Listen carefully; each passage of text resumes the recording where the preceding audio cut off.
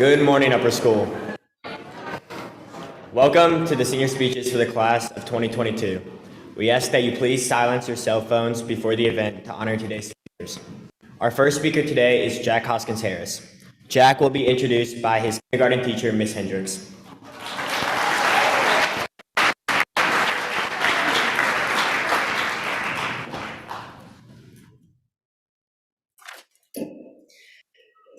All right, today I do have the honor of introducing Jack Hoskins-Harris for a senior speech. However, I was not his kindergarten teacher. Should have been. While I was teaching kindergarten, while he was in kindergarten, I did not get to be his teacher. You know who I did have in my class 13 years ago? Brianna, Caroline, Elise, Finley, Margaret, Mark, Max, and Sashi. Do you guys feel bad?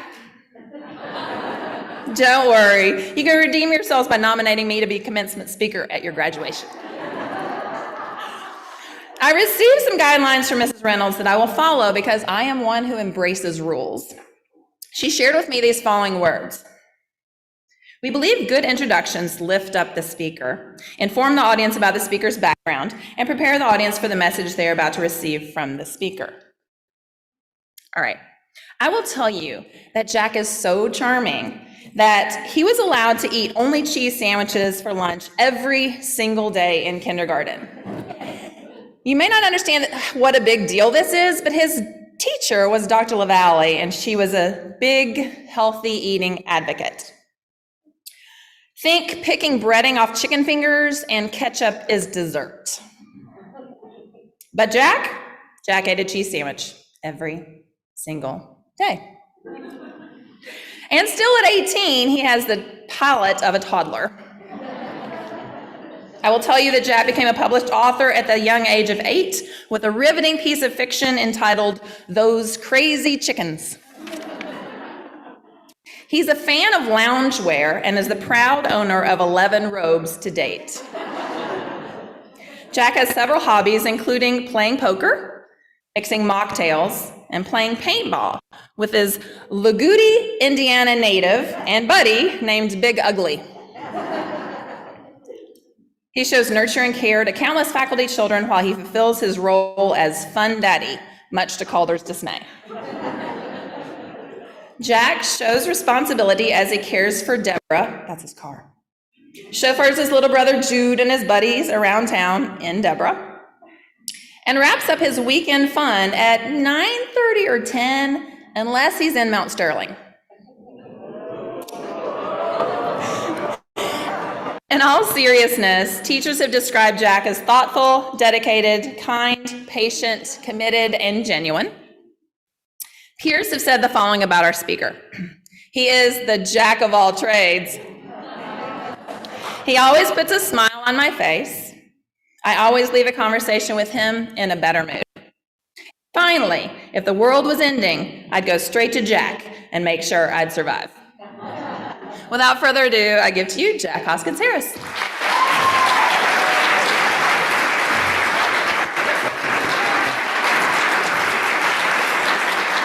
All right.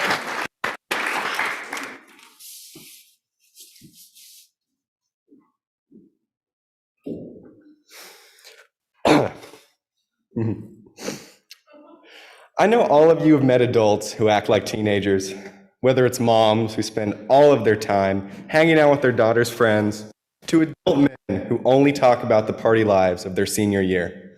Most people explain this behavior with the simple saying of, they peaked in high school. I seriously doubt that anyone here believes they have reached the pinnacle of their life by walking through the halls of the upper school. But what about walking through the halls of the lower school? I'm Jack Hoskins-Harris, and I peaked in 5th grade. Not academically, maybe not athletically, but definitely romantically. Unlike a politician or celebrity, I did not have to rise through the ranks to achieve fame and stardom. I was immediately dropped off at my kindergarten year of collegiate at the very top of the totem pole. Don't believe me? Think back to Eris Kincaid's speech when she admitted that she, quote, built up the confidence to ask the cutest kindergartner in the class to be her boyfriend, only to be rejected by me. Not only was I, the freckle-faced, 4-foot-tall glass of water, already being asked out, but I also already had the confidence to continue my kindergarten career as a single bachelor, rather than being hitched to some woman. This ego boost was just the beginning. By the time I hit first grade, I was convinced my good looks could be used on anyone. And I mean anyone, because I had a crush, not on the girls in my class, but on the new assistant teacher. Her name was Miss Barlow. You may now know her as Mrs. Maloney, the lower school art teacher. And I was certain I could marry her by the end of the year. This fantasy grew, especially after I convinced her to let me bring 2 weapon-holding action figures to class, objects the collegiate administration deemed highly inappropriate. Of course, in my mind, her permission for my violent toys was an assurance that she was flirting back with me. And I could then see into our future, her making me grilled cheese, me completing my simple solutions at the table in our Victorian mansion. Sadly, the year ended and she was engaged to her current husband, but I will always know I was the other man in their relationship. Coming off of this recent heartbreak, I spent the next 2 years playing the field in deep contemplation. I learned that while age is just a number, some things are just not meant to be. So I moved on, and I was certainly not at my peak quite yet, since my flirtation methods were absolutely flawless. Believe it or not, in 3rd grade, kicking soccer balls at girls was actually an effective way to woo them. And there was no girl hit with more soccer balls than our own Ellie Scheindler. After coordinating with my mom and hers, I invited Ellie over to my house for an afternoon of playing Just Dance and having an adrenaline-filled pillow fight. She slammed my head into the back of my bedroom door by accident. I guess it was payback for all the soccer balls. But again, I stayed single through my 3rd grade year since Ellie and I failed to officialize our concussion-inducing relationship.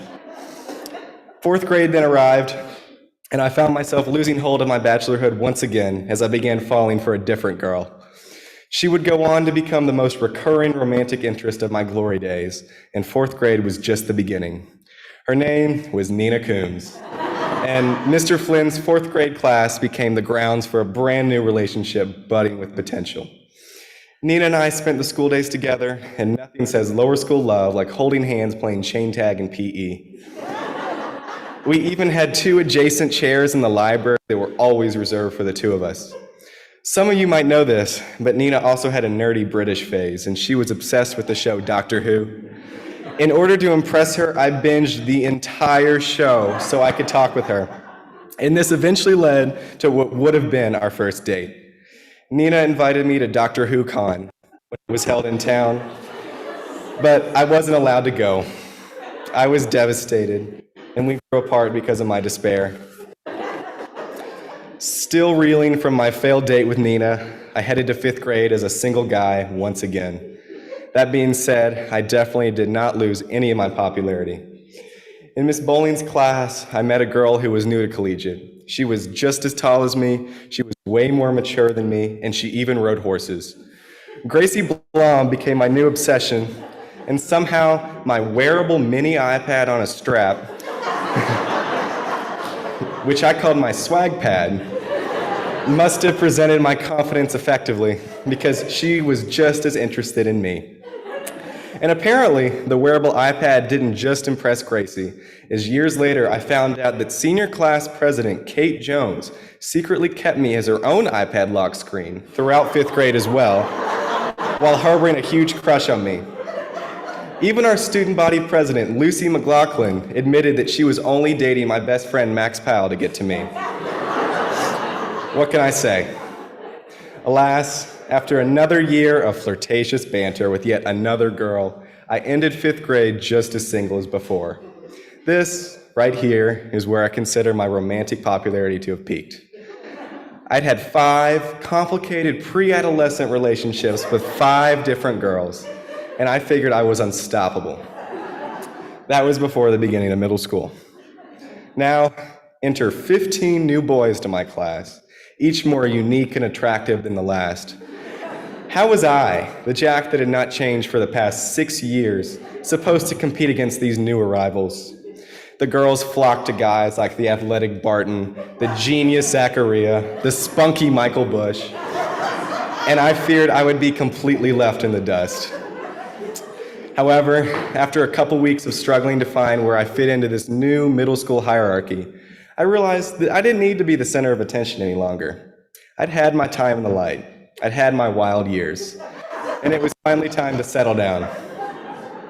In 6th grade, Nina and I recommenced our old relationship, and we spent the year flirting back and forth once again. At the first Lisk dance, we spent the entire night awkwardly circling the dance floor, hoping to run into each other in time for the slow songs. Unfortunately, I was forced to leave before we could dance to some cheesy Ed Sheeran ballad, and I spent my car ride home upset. As my mom and I returned to our house, we discovered our toaster had exploded, and our house had been filled with smoke. Nevertheless, I headed to my room, and what did I see on my swag pad but recent texts from my failed dance partner? Nina and I spent the night texting back and forth, and eventually her phone started to die. I thought she was making up an excuse to go to bed, so I asked her to screenshot her phone to show me the battery percentage.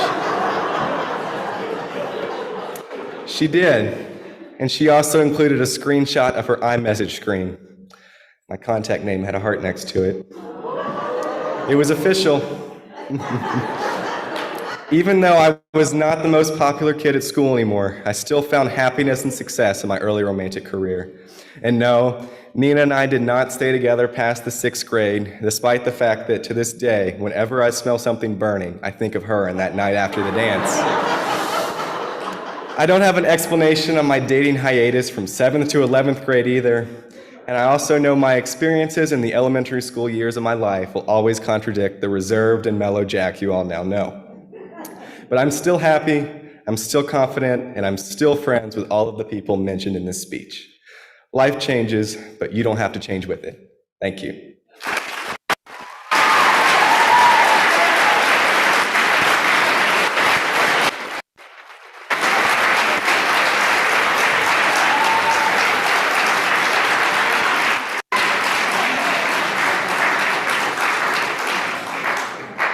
Our second speaker today is Jane Bishop.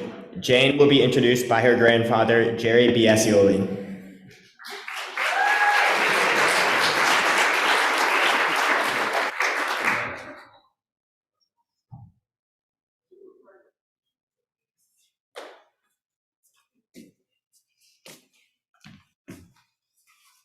What a hard act to follow. Wow. I'd like to thank Collegiate for the opportunity to introduce our next speaker, and to her, Jane Bishop, for picking me to do this. In his novel of 122 years ago, L. Frank Baum presented 3 gifts as important: heart, courage, and a brain. Your next speaker possesses all 3 in abundance. She's a serious student and demonstrates an amazing moral compass. Jane is extremely creative with talent in music and art. She's a terrific athlete with awesome hand-eye coordination and endurance. It's been my pleasure watching her participate in soccer, lacrosse, tennis, golf, track, and as a contributor to Collegiate State Cross Country Championship. I'm optimistic for what she and this senior class promise for the future of our country and the world. It's my pleasure to present Jane Bishop.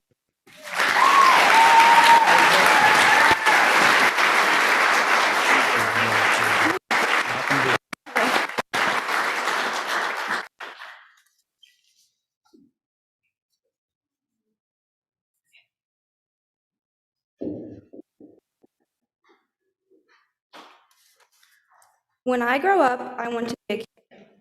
I do not wish to have sticky hands, dramatic tantrums, or be perpetually covered in snot. However, I have made it my lifelong mission to maintain the child within me. As the product of 2 art teachers, my creative spirit has been nurtured all my life. The instinct to build, draw, make, create, and harness my inner child is continually exercised through a multitude of ways. A cardboard box was my paradise. Its infinite potential is often blatantly overlooked, but few can see the endless possibilities that reside in a cardboard box the way I can.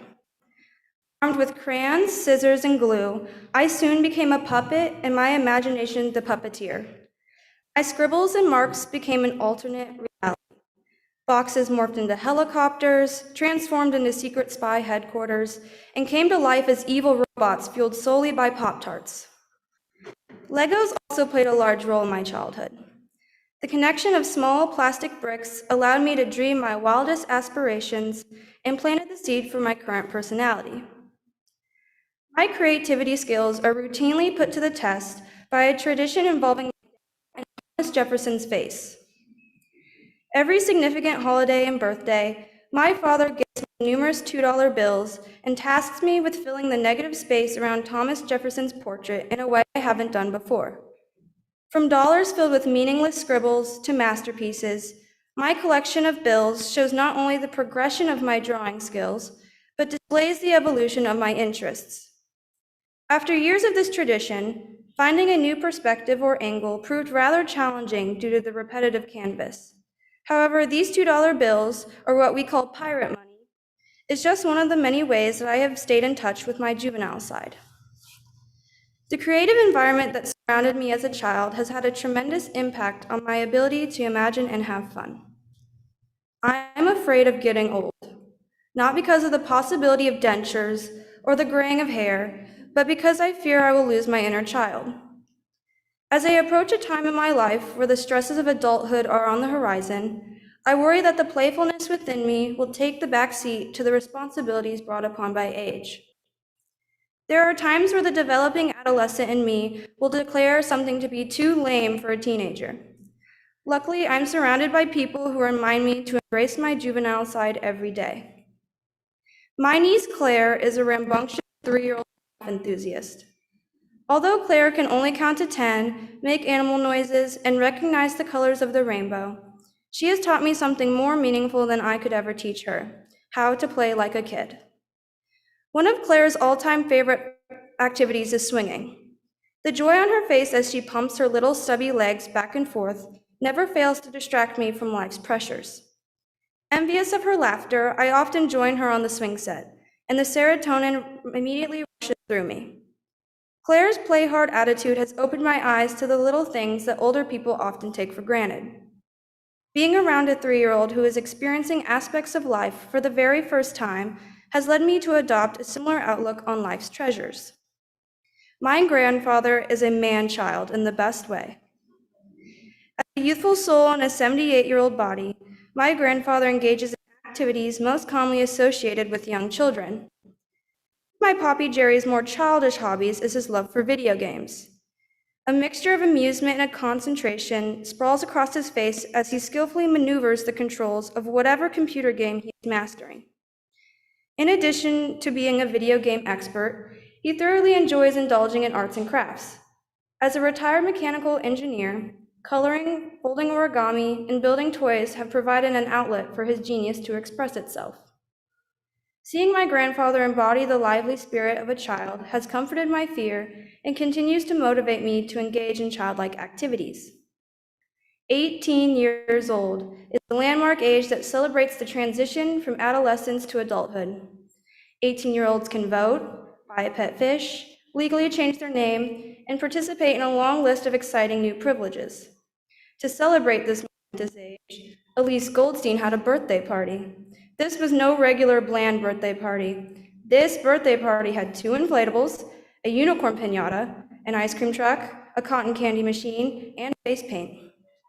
Elise's 18th birthday was a 6-year-old's dream. The innate toddler instinct awoke within all of us. We first ravaged the inflatables. Whether it be the whiplash I received from Matt Carter slingshotting me in the air, or the burns from repetitively throwing myself down the plastic slide, the injuries we suffered were proof of our play hard mentality. Never before had I played a game of Red Rover as intense as this day. Let me set the scene. a skyscraper named Jim Riley charging at full speed with no indication of slowing down in the direction of Sashi and I. With each step that he neared us, I got more and more terrified for my life. The impact brought the three of us to the ground with my wrist crushed at the bottom. Despite his greatest effort, however, Red Rover did not make it over. We were no longer moody and stressed high schoolers, rather we were very mature toddlers. At the end of an evening full of an intense game of tag, hide and seek, and lots of sugar, I was reminded of the joys of activities that are commonly associated with elementary kids. Did us all a favor by reminding us of childhood's magic. Last week, the accumulation of spoons under beds and abundance of hope from students all over Louisville resulted in a blanket of white snow and a glorious day off school. A group of friends and I decided to go sledding. As I watched my friends tackle each other and slam snowballs into each other's faces, I stood back and soaked in the moment. I wanted my childhood to last. I wanted to experience this fun forever. It got me thinking, why don't old people sled? I'm aware that age has its physical obstacles, but I expect my future elderly self to go out sledding or at least participate in a moderately intense snowball fight. Whether it may be sledding, coloring pirate money, creating box forts, swinging, or building Legos, I aim to become more childish as I grow older. All of us have lingering qualities of our youthful past. Max Jamie still eats chicken nuggets in the shape of dinosaurs. Ellie Scheindler is afraid of the dark. Elliot Abbott munches on Gerber Baby Puffs, specifically the banana flavor, and I'm obsessed with Rescue Riders. For those who are unfortunately unfamiliar with this thrilling, heartwarming, magical, and very sophisticated animated TV show about a team of misfit dragons who protect a Viking village, you are deprived, to say the least. I'm here to tell you that the label ages 4 and up is in fact inclusive of 17. I believe embracing the childish nature within yourself is crucial to your growth as an individual. Should I ever be called childish, I would respond with thank you, as I consider it to be the highest of compliments.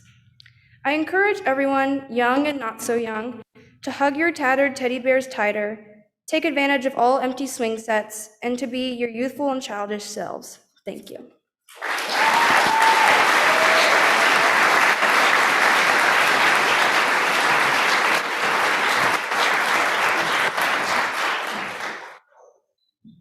Our third speaker today is Kate Henderson. Kate will be introduced by her father, Josh Henderson.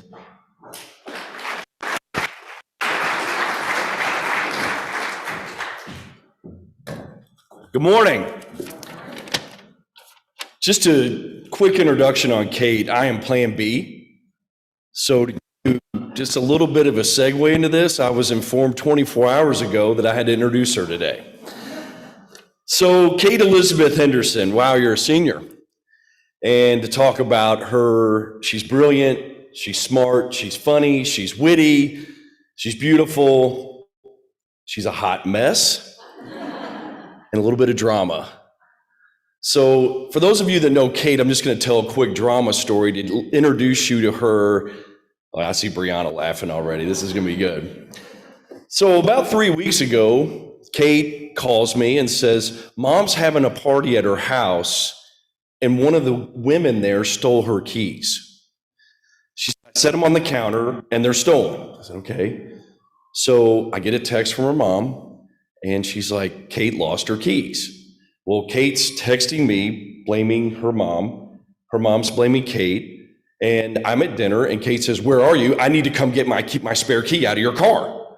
She's freaking out, which is just a little bit of what Kate does. She freaks out and doesn't really do a lot of research into it. So I'm getting texts from her mom, texts from Kate. She comes to dinner, freaking out, grabs her key and leaves.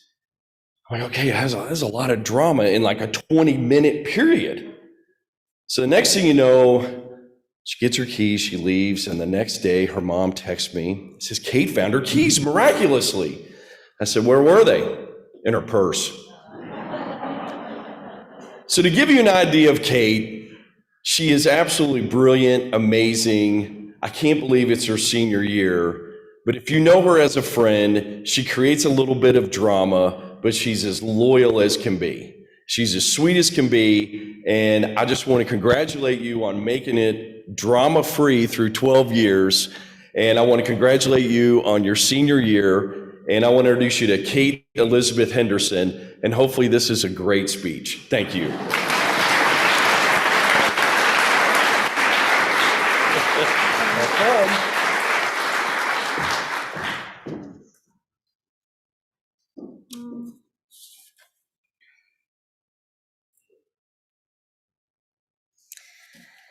The last words someone says are usually the words we remember the most. For me, the last words my grandfather said to me are the words I live by every day. In 2020, my grandfather passed away due to the virus that turned our world upside down. Not only did I deal with losing my social life, but I also dealt with losing my favorite person on this earth. I can remember my last phone call with him like it was yesterday, and the advice he gave me I will never forget. My pappy told me that no matter what happens or where I end up in life, to be good always. He then told me that I had the biggest heart and that it had always been my best quality, and I live by this quote every single day. After he died, I made it a goal to cultivate this part of my life by being kind to everyone. I made a concerted effort to build on my natural selflessness. I decided to go the extra mile when it comes to helping those who need it. Those words changed the way I saw the world and made me think about how I could be caring to others much more. Every time I act on this part of myself, I feel as if I'm honoring Pappy and the words he told me, which I will never forget. The most important thing my grandfather taught me was a phrase that had been ingrained into my brain since I could understand words, and I'm actually convinced might be our family motto. He implemented this quote into every aspect of his life, and any person who knew him, or didn't know him, had heard him say it at least once. He lived by the idea that 80% of life is showing up. My pappy set an example for me of the person I strive to be and the mindset I strive to have. Throughout my life, I remember him making time to show up to every swim meet, school play, award ceremony, and anything else I asked him to be at. Even when I lost, won, or was wearing a beard and playing Thorin in The Hobbit, he was there. As a kid, I remember always having my pappy love and support me through everything I have achieved. This support showed me how much simply showing up for someone could affect their life and has inspired me to do the same. I've always given my 100% at everything I do, and I've always shown up for anyone that needs it. For 6 years, I've been involved with an organization that works with impoverished single parents and their children. I've showed up for the families living at the Family Scholar House campuses through forming relationships with the children and parents by making personalized birthday present bags for the kids every month. I know how much having support has helped me throughout my life, and this drives me to want to support the people around me. I have been raised to prioritize being there for others due to the value that my grandfather instilled in me. He lived an amazing life, and anyone who knew him knew how truly amazing of a person he was. Growing up as his youngest granddaughter, I am so lucky to God and have learned from him as long as I got to. As I've spent the past year reflecting on his life and thinking about the things he believed, I continue to look up to him as my role model and try to be a little more like my pappy every day. Thank you.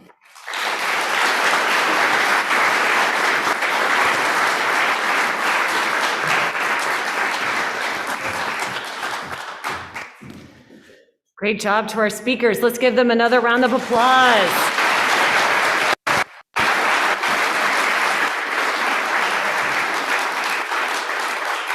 I hope everybody has a great day. You guys are dismissed.